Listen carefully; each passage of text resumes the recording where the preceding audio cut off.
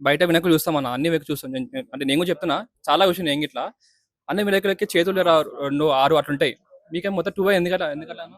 అన్నా మా మోటో ఏంటంటే గణేషుని చూడంగానే హాయిగా ఉండి నమస్తే పెట్టాలి.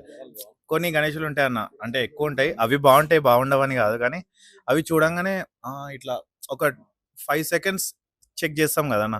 మా మోటో అది కాదు, చూడంగానే జై బోలో గణేష్ మహారాజ్కి జై, అంతే అంతే. అది మెయిన్ థింగ్ మాకు.